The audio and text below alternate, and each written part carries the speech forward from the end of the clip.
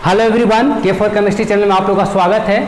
तो आज हम लोग बात करेंगे नीट का सॉल्यूशन का। नीट का जो इस बार 2022 में एग्ज़ाम हुआ है उसका हम एनालिसिस लेकर के आए हैं। थोड़ा सा समय ज़्यादा लग गया, लेकिन ज़्यादा समय लगने का मतलब ये नहीं है कि कोई दिक्कत है, ये आपको जो भी लाए हैं सटीक लाए हैं। तो सेक्शन बी वाले पार्ट लेकर के अभी आए हैं, बाकी जो क्वेश्चन होगा अनदर वीडियो में आएगा। तो इसके लिए आप मेरे चैनल को सब्सक्राइब कर लीजिएगा। हो सके तो वीडियो अच्छा लगे तो दोस्तों के साथ शेयर भी जरूर कीजिएगा।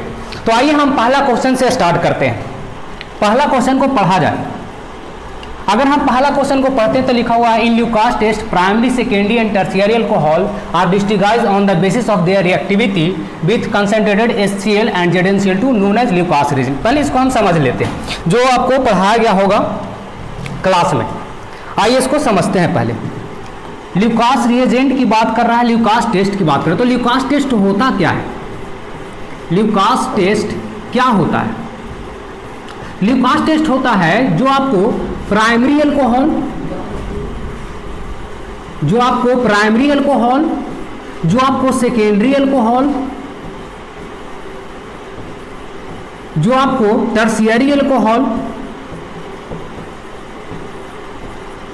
का टेस्ट करके जो बताया उसको हम लोग क्या कहते हैं? Lucas test. ल्यूकास टेस्ट में हमारा प्राइमरी अल्कोहल, सेकेंडरी अल्कोहल और टर्शियरी अल्कोहल को टेस्ट किया जाता है। किसके साथ रिएक्शन करवा करके टेस्ट होता है ये? तो ये रिएक्शन करता है HCl और ZnCl2 के प्रेजेंस में, HCl और ZnCl2 के प्रेजेंस में। इसी को हम लोग बोलते हैं ल्यूकास रिएजेंट। किसको बोला जाता है? Lucas reagent.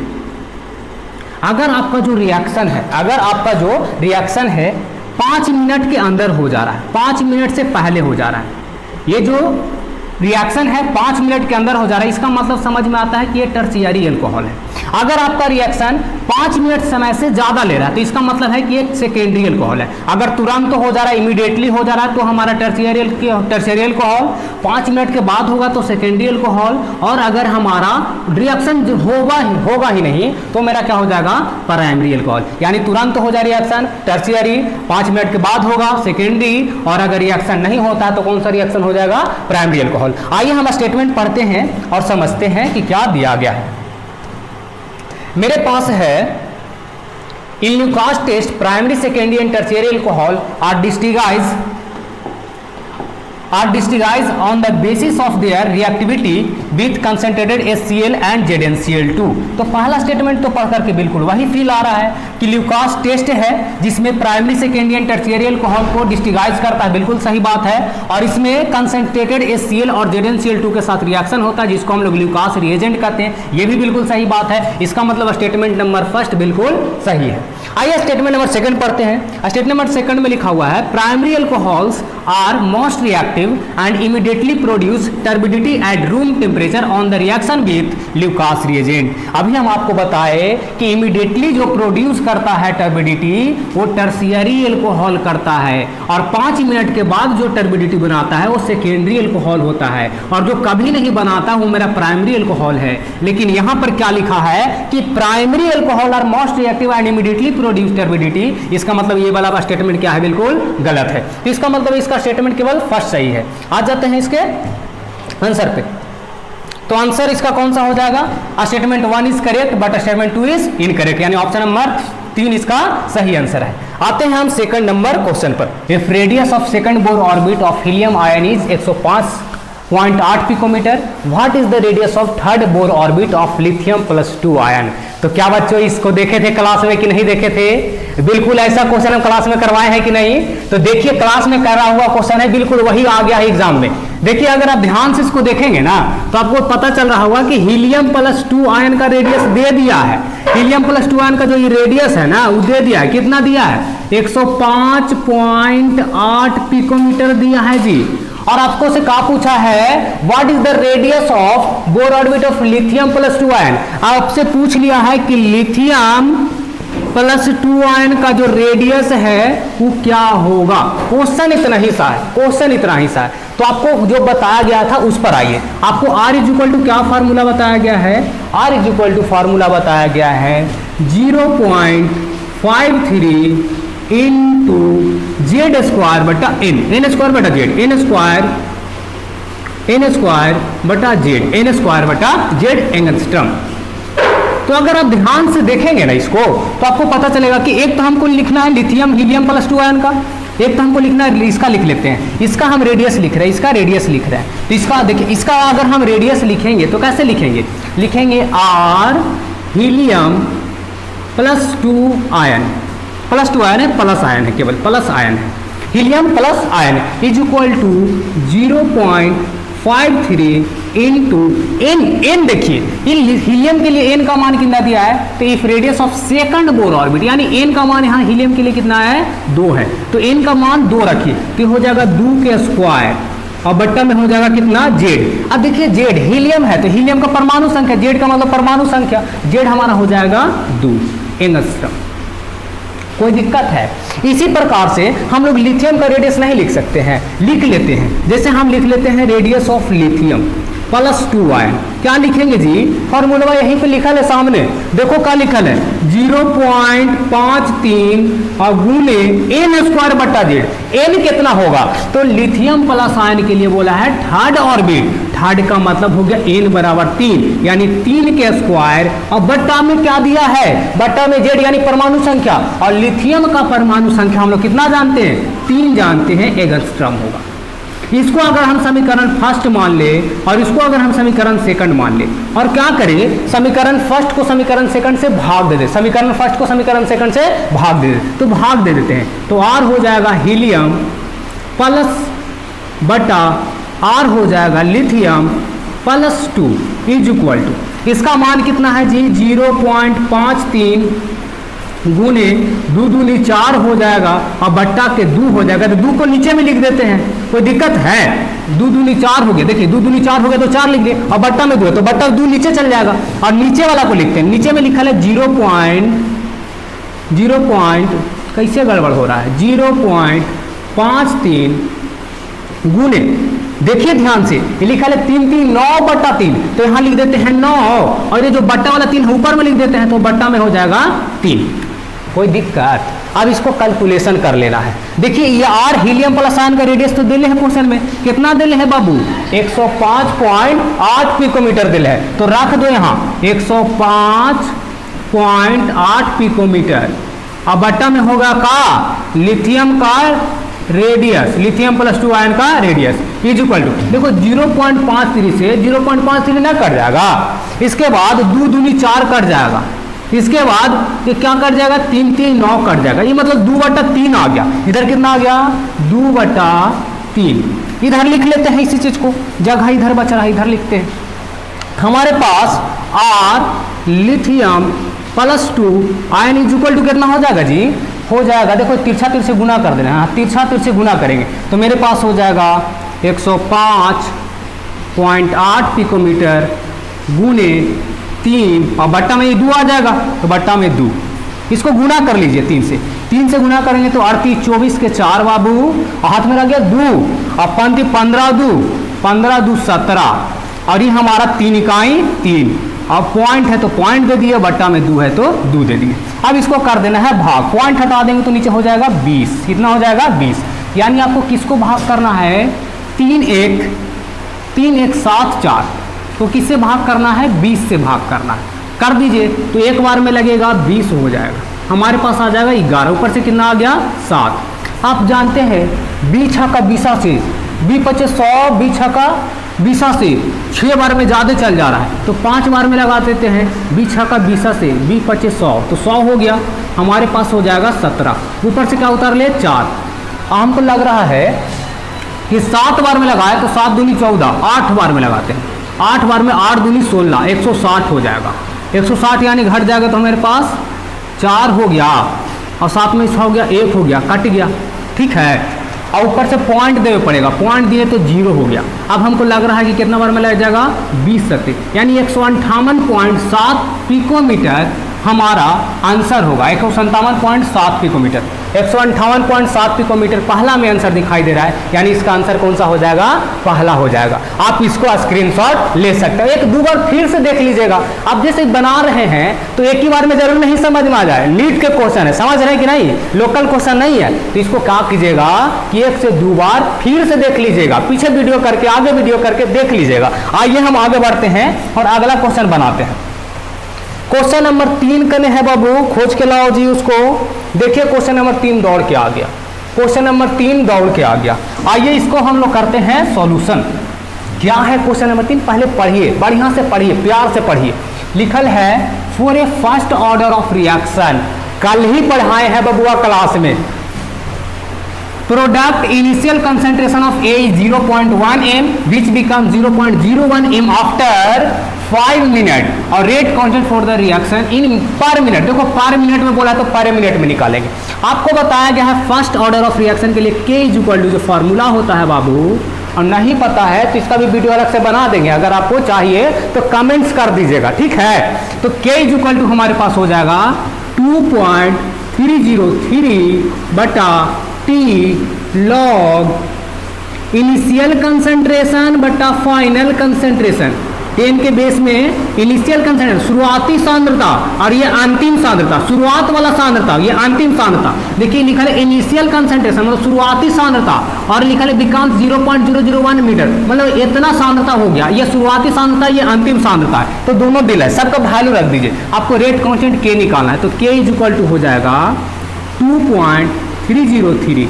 T के मान दे लेना है जी क्वेश्चन में, कितना मिनट ले रहा है समय, तो लिखा है 5 मिनट समय ले रहा है, तो यहाँ लिख देंगे 5। यहाँ हो जाएगा लॉग 10 के पावर CO माइनस CT यानी प्रारंभिक सांद्रता माइनस बटा अंतिम सांद्रता, यानी इनिशियल कंसंट्रेशन बटा हमारा अंतिम सांद्रता फाइनल कंसंट्रेशन। इनिशियल कंसंट्रेशन है 0.1 तो रख देंगे 0.1 और बटा में फाइनल कंसंट्रेशन है 0.001, ठीक बा।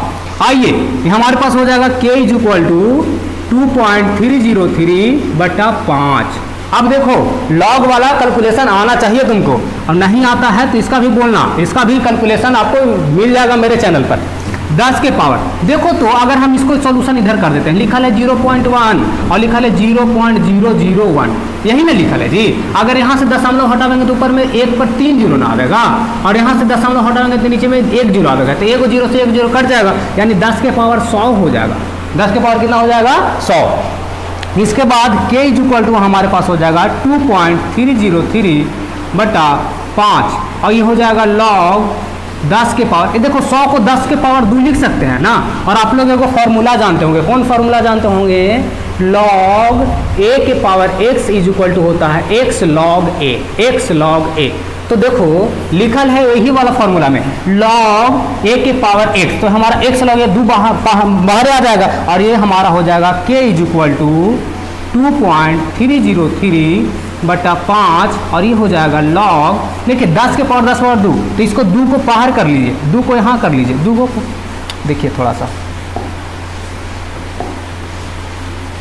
देखिए, अगर हम देखें यहाँ पे तो हमारे पास ये 2 जो है ना बाहर आ जाएगा, तो 2 आ जाएगा और हो जाएगा लॉग 10 के पावर 10 और 10 के पावर 10 का मान कितना होता है 1 होता है, तो इधर कैलकुलेशन कर रहे हैं। तो K इज इक्वल टू हो जाएगा 2.303 बटा 5 और गुने कितना हो गया 2, क्योंकि लॉग 10 के पावर 10 हो गया 1, 10 के पावर 10 कितना हो गया 1, कब बच गया 2, तो गुना ही तो करना है जी, गुना कर दीजिए। 3 दूनी 6 हो गया 0 हो गया और 3 दूनी 6 हो गया, 2 दूनी 4 हो गया, बट्टा कितना 5, भाग दे दीजिए। इसको भाग दे करके आपका जो आंसर आएगा वो देखिए भाग दे दीजिए। 5 नंबर 45, 5 नंबर 45, 1 0 बचा, 5 दूनी 10, 5 दूनी 10, 6 है तो 5 इकाई 5 और फिर 5 दूनी 10 ऐसे होगा। तो यानी वो एक ही नंबर पर हमारा 3 अंक के बाद पॉइंट है, तो हमारे पास आएगा 0.9212, 0.9212। कहाँ है जो ऑप्शन देखिए, पहला 1.3818 और 0.9212, ये हमारा क्या हो जाएगा आंसर हो जाएगा, ठीक है ना। तो आइए इसी को स्क्रीनशॉट ले लीजिए, इसके बाद हम बात करते हैं अगले क्वेश्चन पर। अगला क्वेश्चन क्या है मेरे पास, देखिए ये वीडियो थोड़ा सा लंबा होगा क्योंकि बिल्कुल कैलकुलेशन वाला क्वेश्चन है। सेक्शन बी में आप लोगों को पता है कि केवल कैलकुलेशन वाले क्वेश्चन आते हैं, तो कैलकुलेशन वाला क्वेश्चन होने के कारण थोड़ा सा वीडियो लंबा हो सकता है। आप लोग इसको कॉम्प्रोमाइज करके देखिएगा, मन मार के जिसको कहते हैं। आते हैं क्वेश्चन पढ़ते हैं जी, थोड़ा सा इसको और नीचे कर लिया जाए, नहीं आइए क्वेश्चन क्या है, लिखल है ध्यान से पढ़ेंगे। A 10 litre of flask contain 64 gram of oxygen at 47 degree Celsius assume, मतलब माने कह रहा है O2 gas is behaving ideally, O2 gas कैसा बिहेव कर रहा है, आइडियल की तरह। The pressure inside the flask is bar, bar में आपको बताना है इसका क्या प्रेशर। देखो क्वेश्चन पढ़ते जाओ लिखते चलोगे क्या क्या दिले। ये 10 लीटर फ्लास्क कंटेन्स, 10 लीटर देखे ना जी, जैसे हमको समझ में आ गया कि गिवन में सबसे पहले जो दिया है ना उसका अपना मन से वो वॉल्यूम दिया है, कितना दिया है 10 लीटर, 10 लीटर फ्लास्क में रखा हुआ। 64 ग्राम ऑक्सीजन, 64 ग्राम ऑक्सीजन तो मोल निकाल सकते हैं ना, मोल कैसे निकालते हैं, दिया गया द्रव्यमान बटा आणविक द्रव्यमान, given weight by molecular weight. Given weight कितना है, तो गिवन वेट मेरे पास है 64 और मॉलिक्यूलर वेट का है तो ऑक्सीजन है ना, ऑक्सीजन का मतलब O2, एक ऑक्सीजन का द्रव्यमान कितना होता है, एक ऑक्सीजन का द्रव्यमान 16, एक ऑक्सीजन का मास होता है 16, दो ऑक्सीजन है तो दो का गुना कर देंगे तो हो जाएगा इसका 32, इसका द्रव्यमान हो गया 32। तो given weight by molecular weight हो जाएगा 32, दिया गया द्रव्यमान बटा आणविक द्रव्यमान, काटेंगे तो कितना आ जाएगा 2 मोल आ जाएगा, इसका n का मान 2 मोल।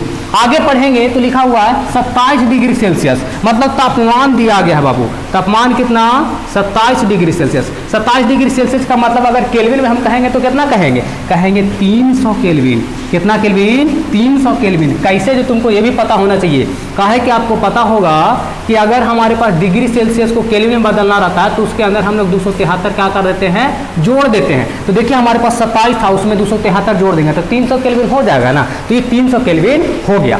इसके बाद आगे पढ़ते हैं तो लिखा हुआ है the pressure inside the flask in bar, आपको प्रेशर पूछा है, प्रेशर क्या होगा, लेकिन इसका यूनिट बार में होना चाहिए। किस चीज में यूनिट होना चाहिए, बार में होना चाहिए। आर का मान दिया है, आर का मान कितना दिया है ये भी लिख लेते हैं, आर का मान दिया है 0.0831 लीटर बार पर केल्विन और पर मोल। ठीक है, तो आप लोग 11th क्लास में एगो पढ़े होंगे समीकरण जिसको आइडियल गैस इक्वेशन कहते हैं, आदर्श गैस समीकरण कहते हैं। कौन सा समीकरण बोल रहे हैं, आदर्श गैस समीकरण कह रहे हैं, आदर्श गैस समीकरण। कौन सा समीकरण, ideal gas equation, ideal gas equation. Ideal gas equation का, आदर्श गैस का समीकरण हम लोग जानते हैं होता है PV is equal to nRT। जिसको नहीं पढ़े हैं बोलिए, जो भी नहीं पढ़े हैं बोलिए, हम आपको क्या कर देंगे, पढ़ा देंगे। तो आप यहाँ से भी निकालना है, क्या निकालना जी, P निकालना है, तो P इज इक्वल टू क्या लिख देंगे, P इज इक्वल टू लिख देंगे nRT बटा V, यही ना लिखेंगे nRT बटा V। देखिए n का मान कितना है, n का मान हमारे पास 2 है तो लिख दिए 2, मोल है तो लिख देगा मोल भी, तुम्हारा मर्जी, यूनिट तो सब कट ही जाना है। r का मान कितना है जी, r का मान है 0.0831 और कितना लीटर बार पर मोल और पर केल्विन। आगे बढ़िए, इसके बाद क्या लिखा हुआ T, T का मान कितना है 300 केल्विन, 300 केल्विन और बट्टा क्या दिया हुआ है जी, बट्टा दिया हुआ है V, V का मान कितना है जी, V का मान है 10 लीटर, तो हम लोग लिख देते हैं 10 लीटर। जो काट रहा है ना पहले उसको काट लो, जो काट रहा है उसको काट लो। तो देखिए लीटर है और यहाँ देखिए लीटर है, कट गया कि नहीं कट गया, कट गया। देखिए यहाँ केल्विन है और यहाँ पार केल्विन है, मतलब ई भी कटेगा। इसके बाद देखिए ये मोल है और ये पार मोल है, मतलब ई भी कटेगा, खाली यूनिट में क्या बच रहा है, केवल बार बच रहा है। तो गुना कर लीजिए, तो गुना करेंगे तो देखो ये 3 और ये गुना 2, 3, देखिए 300 है और 2 है तो 3 दूनी 600 हो जाएगा ना, और गुना में है 0.083, बट्टा में 10 है। चलो इसको लिख ही लेते हैं एक बार, कि 0 से 0 काट दिए तो हमारे पास कितना हो गया जी, 60 गुना 0.0831 हो गया, एक है। अब देखिए गुना करे लगे हैं तो इसको गुना कर दीजिए, 6 से इसको गुना करें तो 6 इकाई 6 हो गया जी, 6 इकाई 6 और 6 × 18 के 8, हाथ में 1, 8 8 48 1 49 के 9, हाथ में 4, और तो कुछ है नहीं तो 49 लिखे पड़ेगा ना। अब देखिए 4 अंक के बाद दशमलव है, लेकिन एक हमारा 0 भी है तो इसका मतलब 4.986 बार इसका आंसर आएगा। देखिए तो कहने हैं आंसर में ऐसा है, देखिए 4.986 4.9 हमको यहाँ आंसर दिखाई दे रहा है। तो आपको समझ में आ गया होगा कि आदर्श गैस समीकरण, हम आपको चैप्टर ही बता रहे हैं कि 11th क्लास के चैप्टर नंबर 5 से क्वेश्चन सीधा सीधी आदर्श गैस समीकरण से दे दिया है। चलिए हम अगला क्वेश्चन पर बढ़ते हैं। अगला क्वेश्चन क्या है? अगला क्वेश्चन IUPAC नेम लिखना है इस कंपाउंड का। देखो बच्चा ना इसको देख के ना पहले तो डर जाता है, डरना नहीं है, सबसे पहला काम डरना नहीं है। इसको देख के खेलिए इसके साथ। देखिए आपका जहां जहां मोड़ है वहां वहां कोई खाली रहता है। अब खाली कौन रहता है? कार्बन। कौन खाली रहता है? कार्बन। तो जहां जहां मोड़ है सबसे पहले वहां वहां कार्बन दे दीजिए। तो कार्बन देते चलिए। देखिए यहाँ मोड़ दिखाई दे रहा है, यहाँ कार्बन होगा, यहाँ मोड़ है कार्बन होगा, यहाँ मोड़ है कार्बन होगा, यहाँ मोड़ है कार्बन, यहाँ भी कार्बन, यहाँ भी कार्बन, यहाँ भी कार्बन, सब जगह का दे दिए कार्बन। मोड़ पर कौन खड़ी रहता है? लफू लइका। समझ रहे हैं कि नहीं? लफू लइका रोड पर खड़ी रहता है। और यहाँ हमारे वाला में कौन खड़ी रहता है? ये लफू है 1 नंबर के कार्बन, ये हमारा हर कोना पर खड़ी मिलेगा, तो हर कोना पर दे दिए कार्बन। अब देखिए कार्बन को क्या करना है, जड़ी सजाद करके लिख लेता। ऐसे लिखिए, यहाँ C लिखा है तो C लिख दिए। अब देखो सिंगल बॉन्डिंग था, सिंगल बॉन्डिंग दे दिए, कार्बन था कार्बन दे दिए, ऊपर में Cl लिखा है तो Cl दे दिए। इसके बाद फिर आगे बढ़े तो C है तो दे दिए C, नीचे में लिख रहा है C तो नीचे में दे दिए C, फिर आगे बढ़े तो C है तो दे दिए C, ऊपर में देख रहे हैं तो OH है तो दे दिए OH, फिर आगे बढ़ रहा है तो C है तो फिर दे दिए C। देखिए इसी दिखा दिए, आगे बढ़े तो फिर से C मिला तो फिर से दे दिए C, आगे बढ़े तो Br लिखा मिला तो लिख दिए Br। अब एक और बात बता दे कि जो कार्बन है ना, ये कार्बन है ना रोड पर खड़ी रहता काला, 4 गो के आगे जाए तो देखेला, तो इसका बंधन 4 गो से बनता है। तो एक गो तो बंधन बन गया है, तो और कितना बंधन बनेगा? तो इसके पास 3 गो और बंधन बनेगा, तो 3 गो हाइड्रोजन दे देंगे। देखिए इसका 3 गो बंधन बन गया, तो और के गो बंधन बनेगा? केवल 1 गो बनेगा, तो 1 गो हाइड्रोजन दे दिए। देखिए इसका के गो बंधन बन गया, ये कार्बन के 3 गो, तो 1 गो और बनाएगा, 4 गो बनाता है ना, तो 1 गो और दे दिए। इसके पास 1 ही गो बना है तो इसको के गो दे देंगे? 3 गो और दे देंगे। इसका देखो 3 गो बंधन बन गया तो 1 गो दे देंगे हाइड्रोजन। यहाँ के गो बना बंधन 2 गो, के गो बना 2 गो, तो यहाँ 2 गो दे दिए। यहाँ के गो बना है 2 गो, तो 2 ही गो बना है, बनाता के गो है 4 गो बंधन बनाता है, तो 2 गो दे दिए। अब देखो मेरे पास हल्का लगे लगा, ऐसे देख करके भारी लग रहा था, ऐसे देख करके आसान लगे लगा। अब हम नाम रूल पर आते हैं। रूल क्या कहता है बाबू कि पहले आप पैरेंट चेन चुनिए, पैरेंट चेन चुनिए। तो पैरेंट चेन चुनेंगे तो हमको तो सीधा सीधा नजर आ रहा कि ये पैरेंट चेन हो जाएगा। ये हमारा क्या हो गया? Parent chain.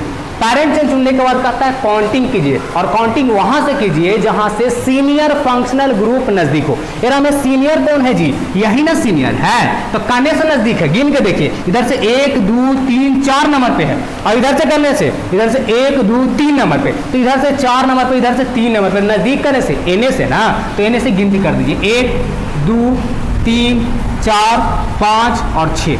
काउंटिंग हो गया। अब सब के नाम लिखते हैं अल्फाबेट के अनुसार। देखिए इसका नाम है क्लोरो, का नाम है क्लोरो। इसका नाम है, देखो सीनियर फंक्शनल ग्रुप है, और सीनियर फंक्शनल ग्रुप का नाम सबसे अंतिम में लिखते हैं, और इसका यूज करते हैं सफिक्स, तो इसका नाम सबसे अंतिम में लिखेंगे। अभी इसका बातचीत नहीं होगा। इसका नाम क्या है? तो इसका नाम है मिथाइल। इसका नाम क्या है? मिथाइल। एक वो कार्बन है और ब्रांच में लगा ले तो बाइल लगा दे तो मिथाइल हो गया। इसका नाम है ब्रोमो, इसका नाम है ब्रोमो।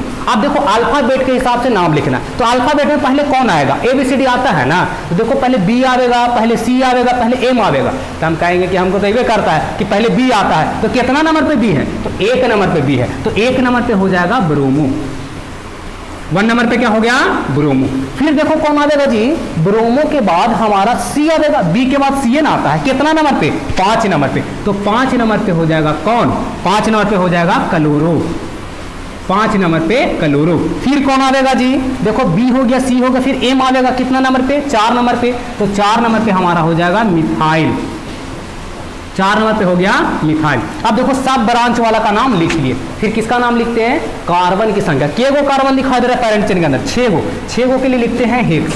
क्या लिखते हैं? 6 कार्बन के लिए हेक्स। देखिए नोमेनक्लेचर का ना सारा टॉपिक का वीडियो मेरे यूट्यूब पर अपलोड है, चाहे वो साइक्लिक वाले हो, चाहे वो एरोमेटिक हो, चाहे 2 गो साइक्लिक वाले हो, बाईसाइक्लो हो या स्पाइरो हो, हर तरह का नोमेनक्लेचर आपको वीडियो में मिल जाएगा। तो एक बार जाकर चैनल में विजिट कीजिए और उसको देखिए। तो इससे अब कुछ क्वेश्चन लगेगा, ये सब आसान लगेगा। तो मेरे पास 6 कार्बन के लिए क्या हो गया? हेक्स। सब में सिंगल बॉन्डिंग है, इसलिए क्या दे दिए? AN।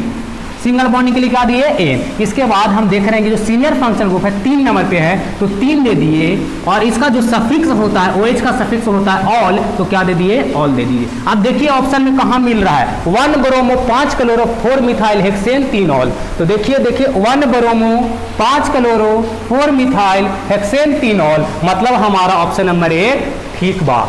ठीक है ना। तो आगे बढ़ते हैं और अगला क्वेश्चन को देखते हैं, और इसको स्क्रीनशॉट लेते चलिए हम नया क्वेश्चन पर आते हैं। और मेरे पास नया क्वेश्चन क्या है, एकदम नएगर लग रहा है, देखो एकदम नएगर है कि नहीं। पढ़िए पहले, लिखा है the pollution due to oxides of sulphur gets enhance due to the presence of. Sulphur के ऑक्साइड के कारण हमारा कौन कौन सा लेयर और कौन कौन सा गैस जो है बर्बाद हो रहा है, मतलब कौन कौन सा गैस है प्रदूषित हो रहा है। तो आपको सिंपली से याद रख लेना है, इसको कुछ है नहीं बहुत बड़ा चीज। पहला आपको याद रख लेना है पार्टिकुलेट मैटर जो होता है ये हमारा सल्फर से बर्बाद हो रहा है।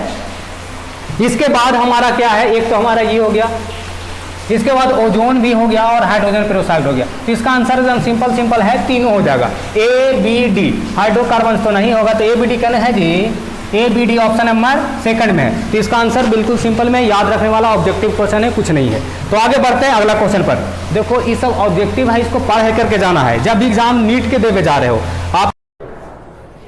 हेलो एवरीवन, एक बार फिर से आप लोग का K4 केमिस्ट्री चैनल में स्वागत है। उस दिन बारिश होने के कारण और लाइन चले जाने के कारण बंद हो गया था, तो उसी क्वेश्चन को हम आगे बढ़ाते हैं।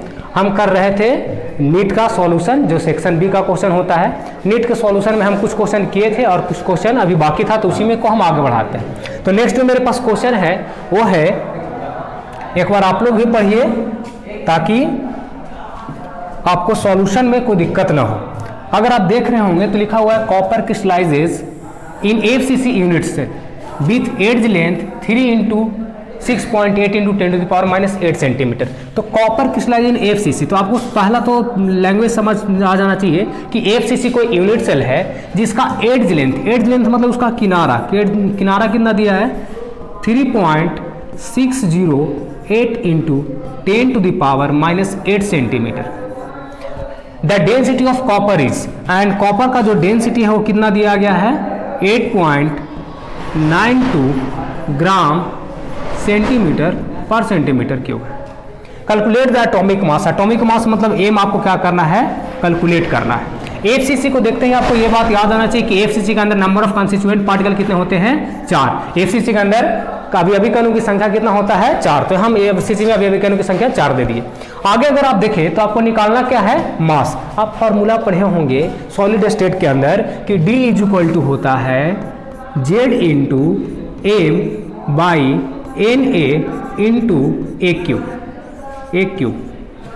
देखिए D आपको दिया गया है, आपको Z का मान पता है, आपको M का मान निकालना है, और Na का मान आपको याद होना चाहिए। Na मेरा एक एवोगाड्रो संख्या, और एवोगाड्रो संख्या का मान होता है 6.023 × 10⁻23।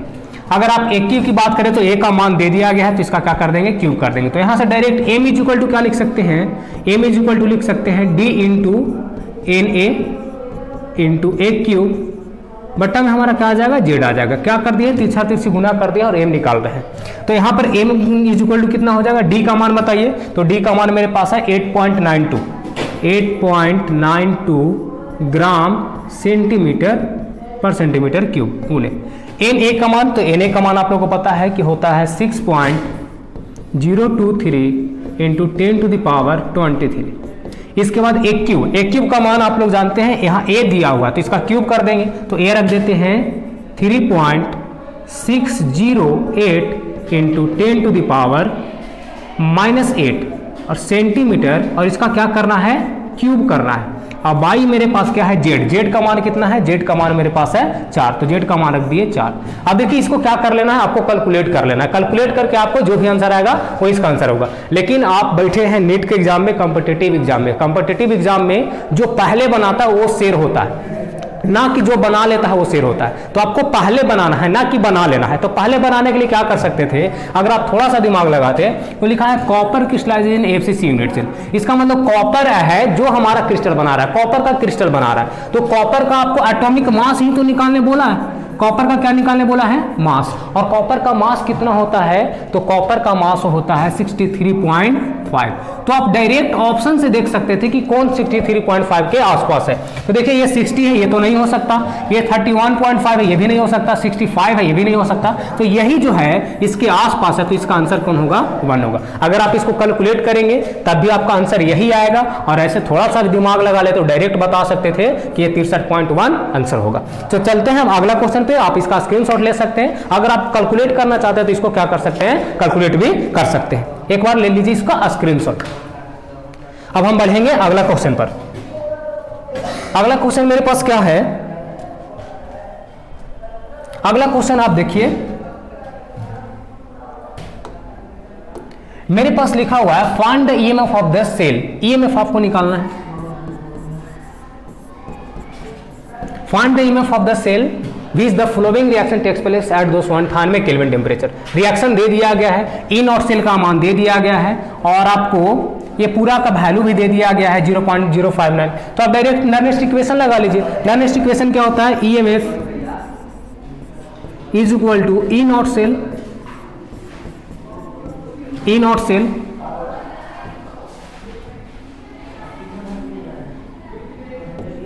ई नॉट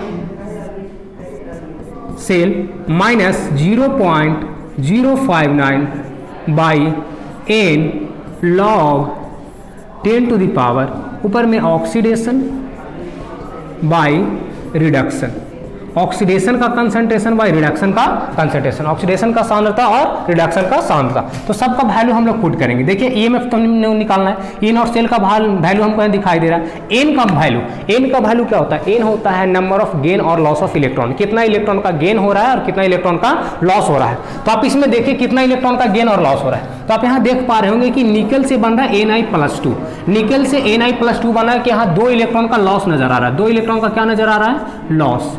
निकल के साथ 2 इलेक्ट्रॉन का हो गया लॉस, तो 2 इलेक्ट्रॉन का लॉस हुआ। इसके बाद Ag के पास देखिए Ag प्लस से क्या बन रहा है, Ag, इसका मतलब यहाँ इलेक्ट्रॉन का क्या हो रहा है, गेन, यहाँ क्या हो रहा है, इलेक्ट्रॉन का गेन। तो इसका मतलब है कि Ag जो है ये मेरा रिडक्शन को दर्शा रहा है, क्योंकि यहाँ इलेक्ट्रॉन का क्या कर रहा है, गेन कर रहा है, और जो Na+2 है ये मेरा ऑक्सीडेशन को डिनोट कर रहा है।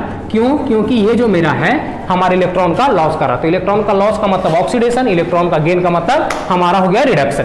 आप देखिए इसका दोनों का दे दिया गया है कंसंट्रेशन भी, दोनों का सांद्रता भी दे दिया गया है, दोनों का सांद्रता को दिया गया है। लेकिन देखो इसका 2 मल्टीपल है, 2 मल्टीपल है, तो इसका जो हम लोग करेंगे तो इसका पावर क्या कर देंगे, कंसंट्रेशन पर 2 कर देंगे, इसका कंसंट्रेशन पर पावर 2 कर देंगे। लेकिन पहले हम चाहते हैं कि एन का वैल्यू पता हो, पहले हम किसका वैल्यू निकाल ले, पहले हम वैल्यू निकालना चाहते हैं एन का। तो एन का वैल्यू कितना होगा, 2 इलेक्ट्रॉन का गेन कर रहा और लॉस भी, जितना इलेक्ट्रॉन का गेन होगा उतना ही इलेक्ट्रॉन का लॉस होगा। आपको पता है अगर मेरे पास 10 रुपया और 10 रुपया भुलाया तो किसी को मिलेगा तो 10 ही रुपया मिलेगा, यानी जितना इलेक्ट्रॉन का गेन होगा उतना इलेक्ट्रॉन का लॉस भी होगा। तो यहाँ देख रहे हैं कि कितना इलेक्ट्रॉन का गेन लॉस कर रहा है, ये निकल 2 इलेक्ट्रॉन का लॉस कर रहा है। तो एन का मान कितना हो जाएगा, एन का मान हो जाएगा 2। कंसंट्रेशन ऑफ ऑक्सीडेशन और कंसंट्रेशन ऑफ रिडक्शन भी देख लीजिए। अगर हम बात करें ऑक्सीडेशन का कंसंट्रेशन कितना दिया गया है, तो ऑक्सीडेशन किसके साथ हो रहा है, ऑक्सीडेशन हो रहा है निकल के साथ, और निकल के साथ ऑक्सीडेशन हो, तो इसका कंसंट्रेशन दिया है 0.001, इसका वैल्यू दिया है 0.001 m। इसके बाद रिडक्शन का देख लीजिए कि कंसंट्रेशन कितना दिया गया है। रिडक्शन का कंसंट्रेशन मतलब इसके साथ हो रहा है रिडक्शन, क्योंकि इलेक्ट्रॉन का क्या कर रहा है, गेन कर रहा है। इलेक्ट्रॉन का गेन करने का कारण इसके कारण साथ क्या हो रहा है, रिडक्शन। तो इसका वैल्यू देख लीजिए कितना दिया गया है, 0.001 m, इसका भी वैल्यू दिया गया है। आप क्या कीजिए, सभी का वैल्यू पुट कर दीजिए। ई नॉट सेल का मान कितना है, ई नॉट सेल का मान 10.5 वोल्ट, 10.5 वोल्ट है, 10.5 वोल्ट माइनस इसका value 0.059 by n log 10 to the power. इसका वैल्यू ऑक्सीडेशन वाला का देखिए, ऑक्सीडेशन का वैल्यू कितना है 0.001, तो इसका रख देंगे 0.001 बट्टा में रिडक्शन, रिडक्शन वाला का वैल्यू कितना है 0.001, इसका वैल्यू रख देंगे 0.001। लेकिन एक चीज आप देख पा रहे होंगे कि जो हमारा रिडक्शन हो रहा है उसके साथ 2 मल्टीपल में है, तो जितना मल्टीपल में होगा उतना पावर में कर देंगे, तो इसका पावर में कितना हो जाएगा, 2 हो जाएगा, इसका पावर में कर दिए 2। अब क्या कर लीजिए, इसको सॉल्यूशन कर लीजिए। अगर हम इसका सॉल्यूशन करने चले तो ये हो जाएगा 10.5 माइनस इसको n के जगह 2 रख देना तो हो जाएगा 0.059 बाई हो जाएगा 2, इसके बाद हो जाएगा log 10 के पावर। आप देख पा रहे होंगे 0.001 है, नीचे में भी 0.001 है, लेकिन दोनों में पॉइंट सेम जगह पर है, लेकिन इसका स्क्वायर है। तो हमको लगता है कि हमारा इसको अगर इधर लिख दे तो मेरे पास लिखा हुआ है 0.001 और नीचे लिखा हुआ है 0.001 का स्क्वायर। तो इसका मतलब इसका वैल्यू कितना आएगा? 10 के पावर 3 आएगा। इसको सॉल्यूशन आप अलग से कर लीजिएगा, तो इसका वैल्यू आएगा 10 के पावर 3। तो इसके ऊपर लिख लेंगे 10 के पावर 3। अब इसको सॉल्यूशन कीजिए, तो इसका हो जाएगा 10.5 माइनस ये हो जाएगा 0.059/2 इंटू, देखिए log 10 के पावर 3 है। तो आप ये फॉर्मूला जानते होंगे कि होता है log a के power x is equal to x log a। तो ये क्या मेरे पास अगर लिखा है log 10 के पावर 3, तो इसको ऐसे लिख सकते हैं कि 3 log 10 के पावर 10, इसको लिख सकते हैं 3 log 10 के पावर 10, और 10 के पावर 10 का वैल्यू हम लोग कितना जानते हो 1। तो ये 3 इंटू 1 यानी कितना हो जाएगा 3 हो जाएगा। यानी इसका पूरा का वैल्यू कितना रखा जा सकता है 1 रखा जा सकता है, सॉरी 3 रखा जाता है। तो यहाँ पे क्या रख देंगे 3 रख देंगे। आगे कैलकुलेट कीजिए तो मेरे पास हो जाएगा 10.5 माइनस को 3 से गुना कर दीजिए, 9 3 27 7 2 15 2 17 7 0.177y के उतना हो गया 2। इसको 2 से डिवाइड कर दीजिए तो मेरे पास है 177 डिवाइड कितना से करना है 2000 से करना है, 2000 से। पॉइंट देंगे 0, फिर 0 देंगे 0 8 0.08 हो जाएगा। मेरे पास आया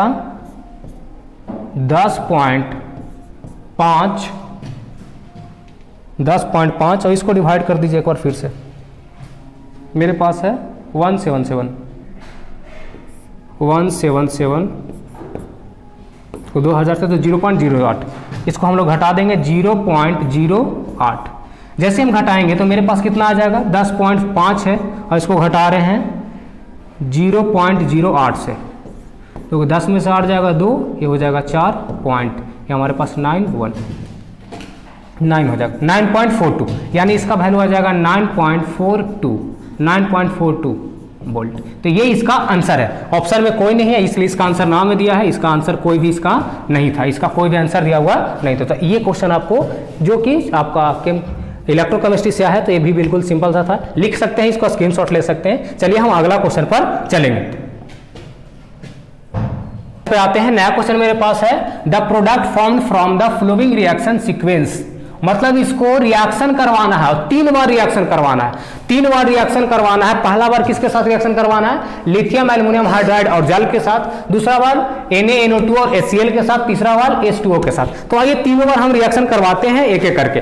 तो सबसे पहले क्या दिया हुआ है मेरे पास बेंजीन साइनाइड दिया होता है, पहले बना लेंगे बेंजीन साइनाइड, सब लोगों को बनाने आता है ना। ये हो गया मेरा बेंजीन और इसके ऊपर दे दिए साइनाइड, तो बेंजीन साइनाइड। अब इसको रिएक्शन किसके साथ करवाना है, पहला में लिथियम एल्युमिनियम हाइड्राइड और जल के साथ। किसके साथ lithium aluminium hydride, lithium aluminium hydride, आप लोग भी बोलिएगा तब सीखिएगा, लिथियम एल्युमिनियम हाइड्राइड और जल के साथ। जैसे इसको हम लोग लिथियम एल्युमिनियम हाइड्राइड के साथ या जल के साथ रिएक्शन करवाते हैं तो या तो ये ऑक्सीजन को बाहर निकाल सकता है क्योंकि ये रिड्यूसिंग एजेंट है। कैसा एजेंट है, रिड्यूसिंग एजेंट। तो या तो ये ऑक्सीजन को बाहर निकाल सकता है या हाइड्रोजन को ग्रहण कर सकता है। तो यहां पर जो रिएक्शन हो रहा है यहां पर हाइड्रोजन को करेगा ग्रहण, तो इसको करवा दीजिए हाइड्रोजन को ग्रहण। 4 गो हाइड्रोजन है, 4 हाइड्रोजन ग्रहण करेगा। तो मेरे पास बनेगा बेंजीन, मेरे पास क्या बना बेंजीन, और इसको ऊपर लगाओ C, तो ये जो C है इसके साथ 2 हाइड्रोजन आ जाएगा तो हो जाएगा CH2।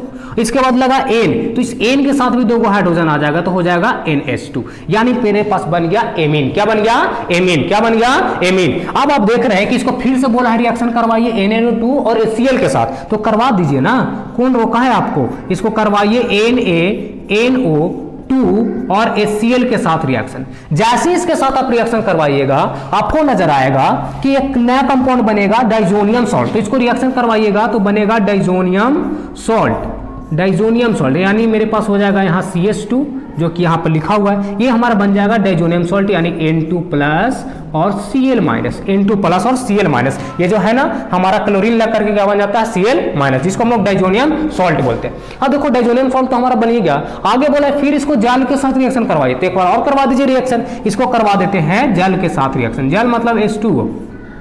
जैसे रिएक्शन करवाएंगे तो देखिए ये बेंजीन डाइजोनियम सॉल्ट है ना, ये हमारा हट जाएगा और यहाँ लग जाएगा OH। क्या लग जाएगा यहाँ? OH। तो यहाँ लगा दीजिए OH। तो मेरे पास जो बनेगा कंपाउंड बेंजीन, और इसके बाद हो जाएगा CH2 और क्या हो जाएगा OH।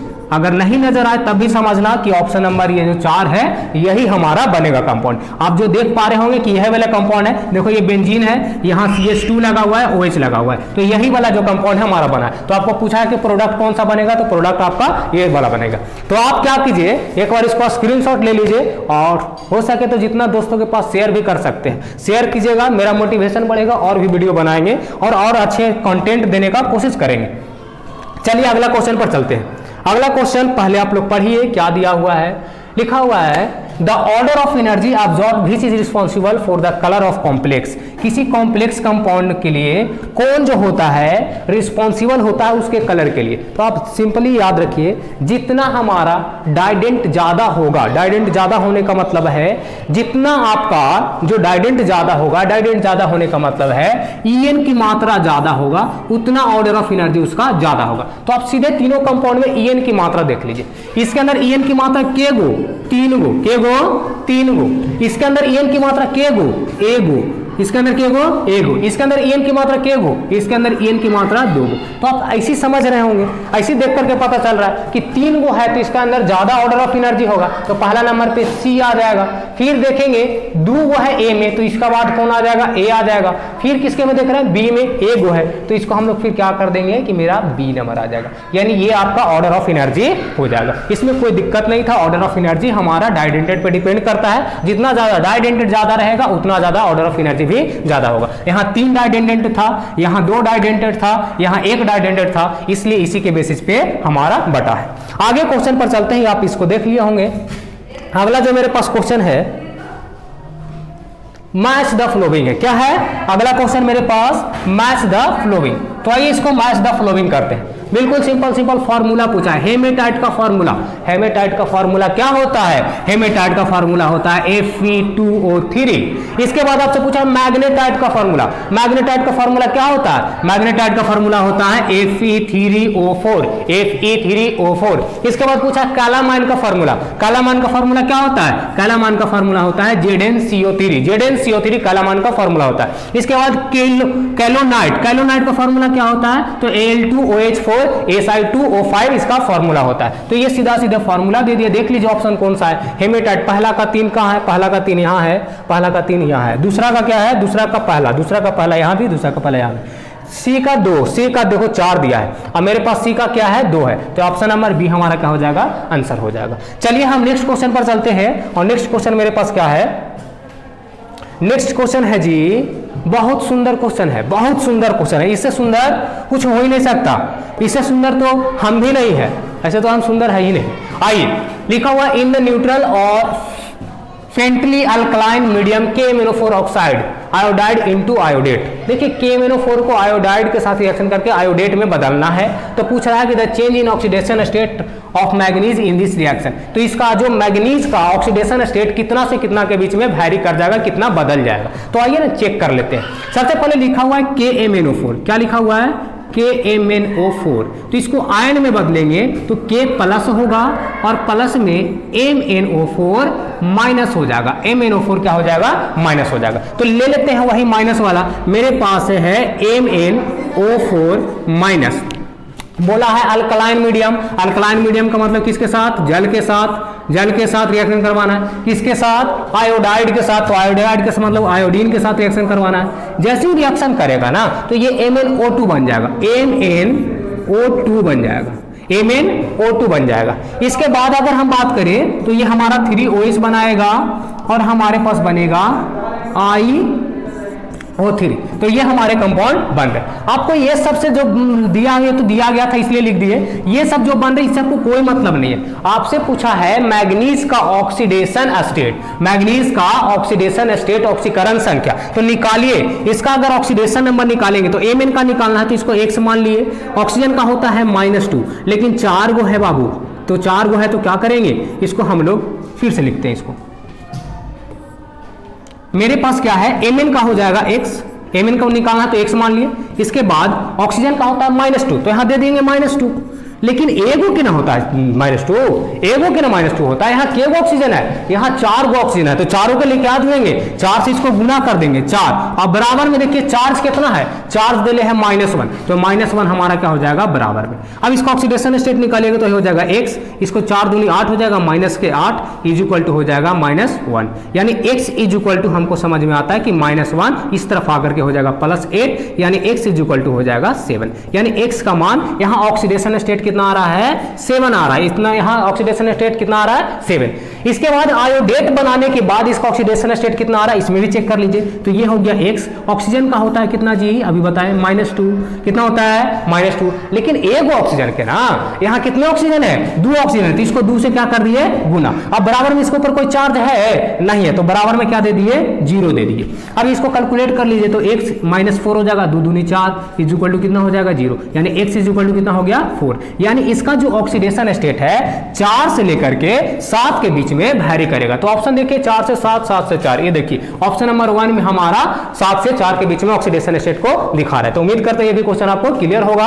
आप एक बार आप स्क्रीनशॉट ले लीजिए और आप ध्यान दीजिए ना कि इसको हम केवल तोड़े थे, कैसे तोड़े थे, K प्लस MnO4 हो गया। इसके बाद हम MnO4 को क्वेश्चन के जैसे जैसे बोला उसे लिख दिए। MnO4 बोला है अल्कलाइन मीडियम, अल्कलाइन मीडियम जल के साथ, इसके बाद बोला आयोडीन, तो आयोडीन लिख दिए और रिएक्शन करवा दिए, तो MnO2 बन गया, 3OH बन गया और IO3 बन गया। बस दोनों को क्या कर लिए, ऑक्सीडेशन स्टेट चेक कर लिए। देखिए इसका 7 आया, इसका कितना आया, 4 आया, तो हम लोग कह सकते हैं कि इसका जो ऑक्सीडेशन स्टेट होगा 7 और 4 के बीच में होगा। आइए अब हम अगला क्वेश्चन पर चलते हैं। अगला क्वेश्चन क्या है जी, अगला क्वेश्चन बहुत अच्छा सा क्वेश्चन है, रिएक्शन है। अगला क्वेश्चन क्या है, एक रिएक्शन है। तो रिएक्शन तो घर पे रोज करते होंगे, खाना वाना बनाते हैं, उसका भी रिएक्शन ही है। लिखा हुआ है compound X, mister X film तो देखे ही होंगे, यहाँ कंपाउंड X है। Compound X on reaction with O3, O3 का मतलब ओजोन के साथ रिएक्शन कर रहा है, फॉलोड बाय Zn और H2O, जिंक और जल के साथ में, तो फॉर्मल्डिहाइड बनाता है 2-मिथाइल प्रोपेनल एज ए प्रोडक्ट बनाता है। देखिए एल्डिहाइड बना रहा है, प्रोडक्ट में क्या बना रहा है, एल्डिहाइड, और एल्डिहाइड हमारा प्रोडक्ट में बना रहा है और O3 के साथ रिएक्शन करवा रहा है। तो आपको पढ़ाया गया होगा क्लास में ओजोनोलाइसिस रिएक्शन। कौन सा रिएक्शन, ओजोनोलाइसिस, कौन सा reaction, ozonolysis reaction. Ozonolysis reaction पढ़ाया गया होगा, लेकिन जैसे जैसे दिया गया पहले हम लिख लेते हैं। आपको दिया गया है क्या कि बन रहा है एक तो फॉर्मल्डिहाइड, फॉर्मल्डिहाइड का मतलब CHO, और फिर क्या बन रहा है, बन रहा है 2-मिथाइल प्रोपेनाइल, 2-मिथाइल प्रोपेनाइल का मतलब CH3, CH3 और CHO, ये हमारा है 2-मिथाइल प्रोपेनॉल। ये मेरा प्रोडक्ट बन रहा है, क्वेश्चन में लिखा हुआ है फॉर्मल्डिहाइड एंड 2-मिथाइल प्रोडक्ट बन रहा है हमारा। आगे देखिए तो रिएक्शन किसके साथ किया था Zn और H2O के साथ। तो इसको हम रिएक्शन करवाए थे Zn और H2O के साथ, Zn और H2O के साथ, तब हमारा ये प्रोडक्ट बना। देखो जो क्वेश्चन में दे उसको बस लिखते जा रहे हैं। और बोल रहा है कि कोई कंपाउंड X था, कोई कंपाउंड X था, इसको हम O3 के साथ रिएक्शन करवाए थे, तब जाकर के वो कंपाउंड बना था। तो आइए अब हम इसको समझाते हैं।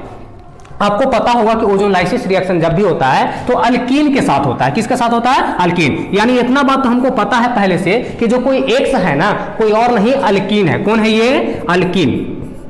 ओजोनलाइसिस रिएक्शन किसके साथ होता है, अल्कीन के साथ होता है। इसका मतलब अल्कीन तो है, लेकिन अल्कीन में भी कितना कार्बन, ये भी समझना है ना। देखिए अब हम आपको समझाते हैं कितना कार्बन। एक कार्बन यहाँ HCHO है, ये एक कार्बन यहाँ और 3 कार्बन यहाँ, इसका मतलब 4 कार्बन हमको दिखाई दे रहा है। एक कार्बन यहाँ और 3 कार्बन यहाँ, तो 4 कार्बन। और उसमें भी आप देख रहे होंगे कि सेकंड नंबर पे CH3 ऊपर लगा हुआ, यानी सेकंड नंबर पे डबल बॉन्डिंग। तो ऐसा ही करिए ना आप लोग कि एक ले लीजिए CH3 CH2 और CH डबल बॉन्डिंग CH2। ये कहां से हम 4 कार्बन लिए, देखे कि हमारा प्रोडक्ट बन रहा है एगो यहाँ और 3 कार्बन के यहाँ, तो 4 गो कार्बन के प्रोडक्ट बना। इसका मतलब 4 गो कार्बन होगा तभी तो 4 कार्बन का प्रोडक्ट बन रहा है, इसलिए हम 4 गो कार्बन वाला कंपाउंड ले लिए। लेकिन बोला था अल्कीन, इसलिए लिए अल्कीन। साथ में आपको बोला सेकंड नंबर पे, इसलिए हम सेकंड नंबर पे डबल बॉन्डिंग लिए। अब इसको रिएक्शन करवाइए O3 के साथ। O3 मतलब ओजोनोलाइसिस करवाएंगे, तो एक इंटरमीडिएट कंपाउंड बनता है अल्कीन ओजोनाइट। क्या बनता है, अल्कीन ओजोनाइट। रिएक्शन करवाइएगा तो मेरे पास हो जाएगा CH3, हो जाएगा CH2, CH3 CH2, इसके बाद CH है तो ये हो जाएगा CH, और इसके साथ अब ऑक्सीजन जुड़ेगा, तो ऑक्सीजन जुड़ता है इस तरह से, ये हो जाएगा O, ये हो जाएगा O, और इसके पास हो जाएगा O, और ये दोनों हमारा जुड़ जाएगा इस CH2 के पास, तो ये हमारा हो जाएगा CH2। ठीक है। अब ये मेरा जो बना है इसको हम लोग बोलते हैं अल्कीन ओजोनाइट। क्या बोलते हैं इसको? Alkyne ozonide. ये मेरा जो बना इसको बोला जाता है अल्कीन ओजोनाइट। अल्कीन ओजोनाइट बन गया, अल्कीन ओजोनाइट बन गया। अब आप जानते हैं कि ये हमारा दो कंपाउंड बना रहा है। एक तो आप देखिए इधर से बांट दिए, दूसरा कलर लेकर के आपको दिखा देते हैं, ब्लैक ले लेते हैं। एक देखिए यहां से बट गया और एक आपका यहां से बट गया, तो दो कंपाउंड बन रहा है। देखिए अगर आप ध्यान से देखेंगे तो ये तो एक कंपाउंड बन रहा है CH3 CH2 और CHO। लेकिन एक चीज और देखिए, यहाँ हमारा CH2 के पास यहाँ CH3 लगा हुआ है, तो यहाँ पर हमारा जो कंपाउंड होगा ना उसमें भी हमारा क्या होगा? CH3 आएगा। देखिए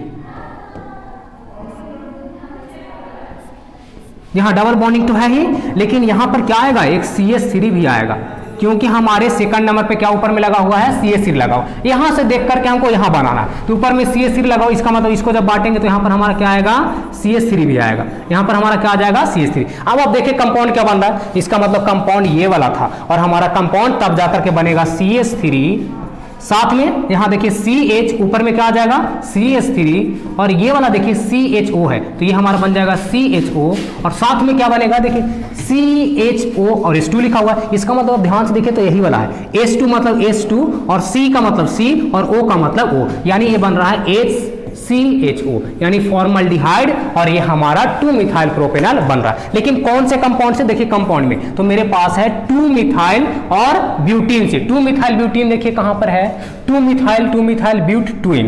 2 मिथाइल ब्यूट ट्विन नहीं है, 2 मिथाइल ब्यूट 1 इन। देखिए 2 मिथाइल ब्यूट 1 इन, 1 नंबर पे लगा हुआ है, इसलिए 2 मिथाइल ब्यूट 1 इन, तो इसका आंसर क्या हो जाएगा? 2 वाला हो जाएगा। देखिए हम कंपाउंड प्रोडक्ट देखते चल गए और जो इसमें बदलाव करना था बदलाव करते चल गए, मेरा कंपाउंड बन गया। इसको 2-3 बार देखिएगा, इसको रिपीट करके जब तक नहीं देखिएगा समझ में नहीं आएगा। चलिए हम अगला क्वेश्चन पर चलते हैं, इसको आप चाहे तो स्क्रीनशॉट ले सकते हैं। सिंपल सा ओजोन लाइसिस रिएक्शन था।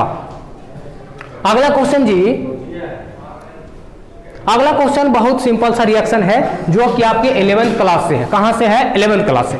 क्या है क्वेश्चन? पढ़िए एक बार। अगर आप क्वेश्चन को पढ़ते हैं तो लिखा हुआ है 3O2 और 2O2 जो कि एक रिवर्सिबल रिएक्शन है। कैसा रिएक्शन है? रिवर्सिबल। ये वाला साइन देखते ही समझ जाना रिवर्सिबल रिएक्शन है। For the above reaction at 298 kelvin temperature Kc is found to be. देखिए Kc का मान दिया है, कितना दिया है? 3 × 10 के पावर -59, बहुत छोटा वैल्यू है।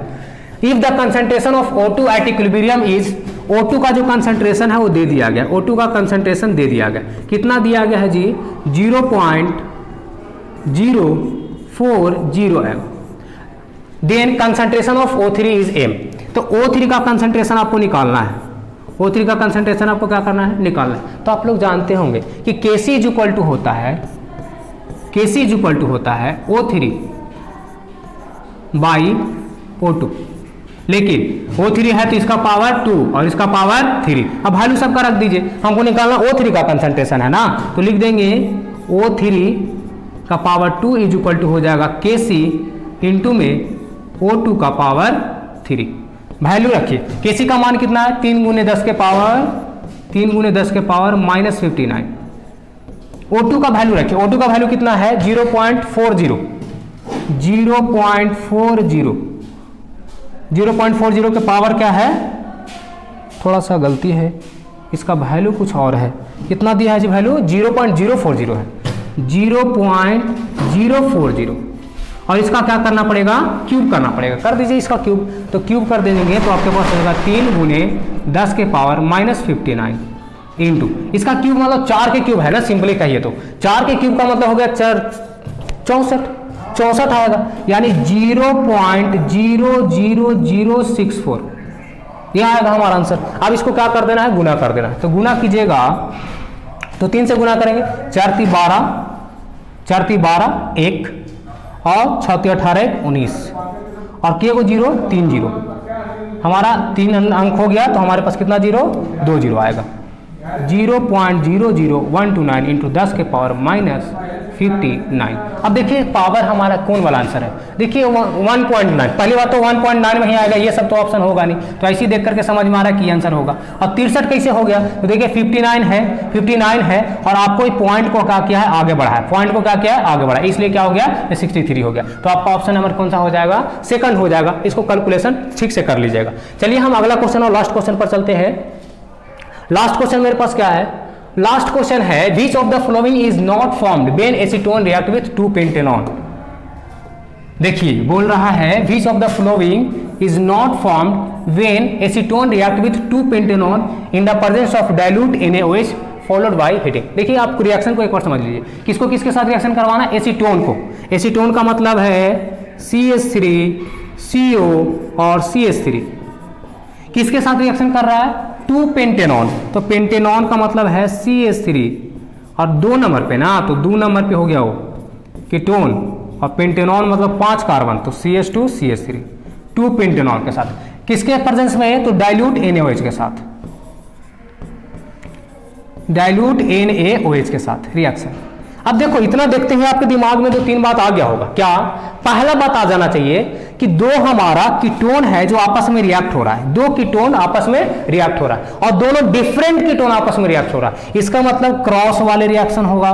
कौन सा रिएक्शन होगा, क्रॉस रिएक्शन होगा। अब देखिए कीटोन रिएक्शन हो रहा है दोनों से, और यहाँ डाइल्यूट NaOH देखते ही समझ में आ गया कि अल्डोल रिएक्शन है। कौन सा रिएक्शन है, अल्डोल रिएक्शन है। डाइल्यूट NaOH कंसंट्रेटेड रखा तो हम कहते हैं कि मेरा कानिजारो है, लेकिन मेरे पास डाइल्यूट NaOH है, इसका मतलब कौन सा है, अल्डोल है। देख रहे हैं दोनों डिफरेंट है, डिफरेंट है इसलिए क्रॉस हो गया। अगर सेम सेम रहता तो कहते केवल अल्डोल है, इसका मतलब क्रॉस अल्डोल कंडेंसेशन रिएक्शन है, क्रॉस अल्डोल कंडेंसेशन रिएक्शन है। तो ये आपको होमवर्क में दिया जा रहा है, इसका आप हो सके तो कमेंट्स कर सकते हैं। ऐसे कमेंट्स लिख करके करना पड़ेगा या फोटो खींच करके करना पड़ेगा। कमेंट्स में जैसे भी हो सके इसका ये वाला आप आंसर बताएंगे कि इसमें से कौन सा कंपाउंड है जो नहीं बनेगा ये दोनों को रिएक्शन करने के बाद। आज के लिए इतना ही रखते हैं, और इसको जितना से ज़्यादा हो सके शेयर करें, लाइक तो जरूर करें, क्योंकि अगर आप देख लेते हैं यहाँ तक पहुँच गए हैं और अगर आप लाइक नहीं करते हैं तो मेरा वीडियो बनाने का जो मकसद है वो कहीं ना कहीं अधूरा रह जाता है। तो एक बार जरूर से लाइक करें, और आज के लिए इतना ही। थैंक यू, धन्यवाद।